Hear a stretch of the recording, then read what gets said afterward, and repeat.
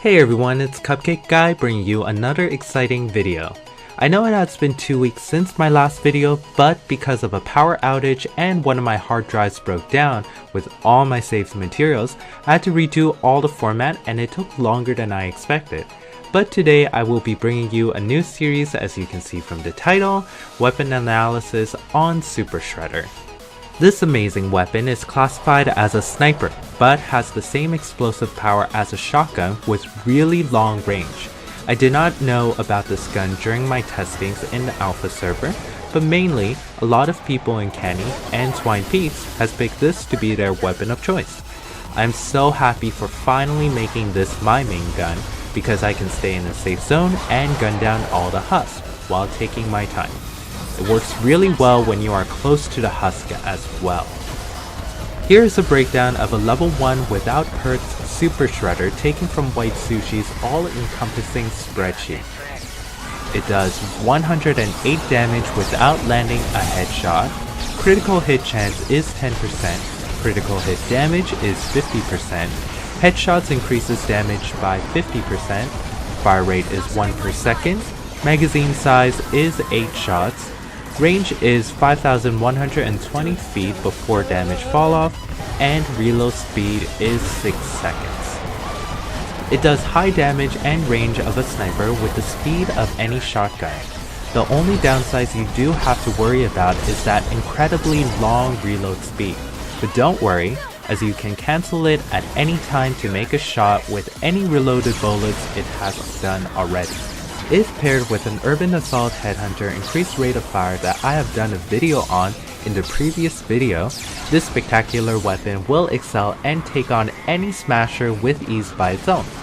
What you should look out for is when an endless swarm of husks come charging at you. For those certain situations, you may want to pair yourself with a hero with area effect abilities or a gun like a tiny instrument of death, which I will be doing a video on next week that can explode a huge area causing damage.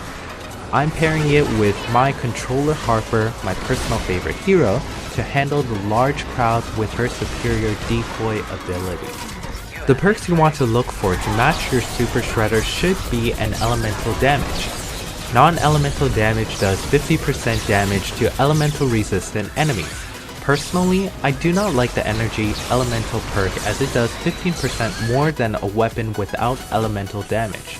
It is better than nothing, however, I would rather do the full damage and have to switch between the different elemental husks and gain the 35% damage difference to quickly take out the enemy. A close second and sometimes the highest priority perk is critical hit chance and critical hit damage. These will drastically double or triple your damage depending on how many multipliers you add. I do know that there is still a hidden cap to these two stats. Some people who have 100% critical hit chance are not always landing critical hits. As long as 3 or more perks will have a good mix of critical hit chance and critical hit damage, you will do more than average Super Shredder does. Headshot is another damage multiplier that should come after the crits. This weapon has a lot of opportunities to land a headshot, but it should not be your main focus as it doesn't increase as much damage as other weapons do. Reload speed is another good perk for its long reload, but as I mentioned earlier, the reload can be cancelled at any time in the middle of the fire with the bullets that have already been loaded in. Damage increase should be the lowest on the list, even lower than increased durability, as 10% damage increase only means gaining 10 offense points when using that specific weapon. It has been tested by many players to reflect that damage. By the time you hit Candy Valley, your offense points will be nearing 400 or more.